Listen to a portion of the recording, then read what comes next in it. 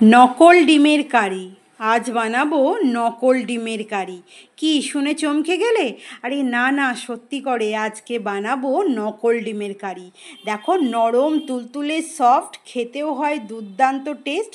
আর উপকরণ লাগে খুব সামান্য। বাচ্চা থেকে বুড়ো সবাই কিন্তু খুব খুশি হয়ে যাবে এই নকল ডিমের কারি খেয়ে। তার জন্য প্রথমেই আমি নিয়েছি 1 লিটার দুধ কাটিয়ে ছানা। আর এই ছানাটাকে হাতে করে বেশ চটকে চটকে দারুণ একটা সফট তৈরি করে নিতে হবে। ঠিক যেরকম আমরা রসগোল্লা তৈরি করার সময় ছানাটাকে খুব ভালো করে সফটভাবে মেখে নিই, ঠিক সেইভাবেই ছানাটাকে বেশ সফট করে ভালো করে চটকে চটকে মেখে নিলাম। এরপর আমি 100 গ্রামের মতো ময়দা, সরি 1 কাপের মতো ময়দা নিয়েছি। নিয়ে আমি দিলাম সামান্য একটু নুন। দিয়ে ময়দার সঙ্গে ছানাটাকে আবারও খুব ভালোভাবে চটকে চটকে একদম সফটভাবে মেখে নিতে হবে। যেমন আমরা লুচি বা পুরি তৈরি করার জন্য সফট একটা আটা লাগাই, ঠিক সেরকমভাবে সফট একটা ডো আমরা তৈরি করে নিলাম। এবার এখান থেকে খানিকটা, মানে খুব অল্প করেই সামান্য একটু মাখা আলাদা করে নিয়ে নিলাম। আলাদা করে নিয়ে আমি একটা বাটির মধ্যে রেখে তার মধ্যে দিয়ে দিচ্ছি হলুদ। আমি 1/2 চামচ হলুদ ব্যবহার করেছি। আপনারা চাইলে এখানে ফুড কালারও ব্যবহার করতে পারেন, তবে আমি কোনো ফুড কালার ব্যবহার করিনি। আমি হলুদ দিয়েই এই ছানাটা মেখে নিলাম। এরপর হাতে ভালো করে সাদা তেল ঘষে নিয়েছি। আপনারা চাইলে একটু ঘিও নিতে পারেন, ঘিও এর মধ্যে খুব ভালো যাবে। যেমন ডিমের কুসুম হয় গোল গোল, ঠিক সেই রকমভাবেই যতগুলো হবে ঠিক সেই মিডিয়াম সাইজেই গোল গোল করে আমি তৈরি করে নিলাম। এরপর হাতে আমি আবারও সাদা তেল খুব ভালো করে ঘষে নিলাম। নিয়ে আমি সাদা অংশটা নিয়েছি, মানে সাদা যে ডোটা মাখা ছিল সেটা নিয়ে একটু বাটির মতো করে নিয়ে চেপটে হলুদ যে বলগুলো করে রেখেছি, মানে কুসুমগুলো, সেগুলো দিয়ে আমি হাতের সাহায্যে গোল গোল করে ডিম আকৃতি তৈরি করে নিলাম। এই যে দেখুন, এইভাবেই আমি ডিমগুলো সব তৈরি করে নেব। আমি আবারও একটু ডো নিয়ে নিয়েছি হাতে, দিয়ে আমি কুসুম দিয়ে আবারও একটা ডিম তৈরি করে নিলাম। ঠিক এইভাবেই যতগুলো হবে ঠিক আমি ডিমগুলোকে তৈরি করে নেব।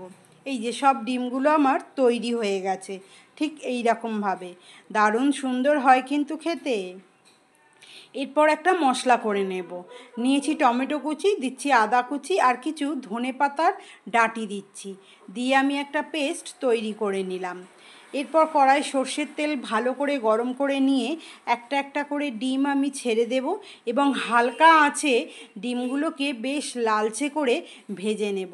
হালকা আঁচে ভাজলে ডিমগুলো ভেতরটা খুব সফট থাকবে আর ওপরটা একটু মুচমুচে টাইপের হয়ে যাবে। এই যে ডিমগুলো আমার সব ভাজা হয়ে গেছে, আমি কড়া থেকে একটু তেল কমিয়ে নেব ফোড়ন দেওয়ার জন্য। সমস্ত ডিম ভেজে আমি তুলে নিয়েছি। ফোড়নে দিচ্ছি গোটা জিরে, দিচ্ছি এলাচ, লবঙ্গ, দারচিনি, আর দিচ্ছি শুকনো লঙ্কা। এরপর যে পেস্ট আমি তৈরি করে রেখেছিলাম সেই পেস্টটা দিয়ে তেলের মধ্যে দিয়ে নাড়াচাড়া করে খুব ভালো করে আমি ভেজে নিচ্ছি, যাতে টমেটোর কাঁচা গন্ধটা না ছাড়ে। ভাজার পর দিয়ে দেব স্বাদ অনুসারে নুন, দেব অল্প একটু চিনি মশলায় কালার হওয়ার জন্য, দেব হলুদ, দেব লঙ্কা গুঁড়ো, দেব ধনে গুঁড়ো, দেব জিরে গুঁড়ো।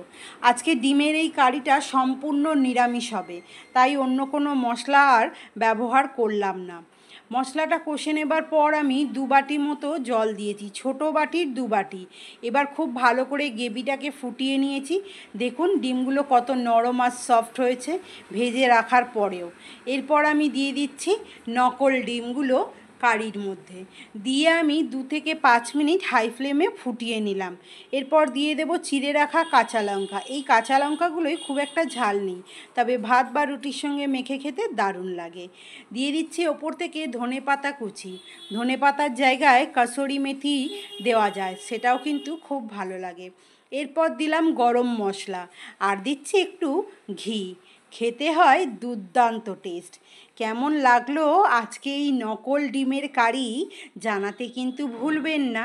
ভালো লাগলে একটু ভালোবাসা দিয়ে যাবেন, একটা লাইক বা কমেন্ট করে জানাবেন কেমন লাগলো আজকের এই নকল ডিমের কারি। একবার অন্তত বাড়িতে ট্রাই করে দেখবেন। বাচ্চা থেকে বুড়ো কিন্তু সবাই খুব পছন্দ করবে। নিরামিষের দিনে এরকম একটা যদি নকল ডিমের কারি থাকে তাহলে তো ক্যা বাত। টাটা বন্ধুরা।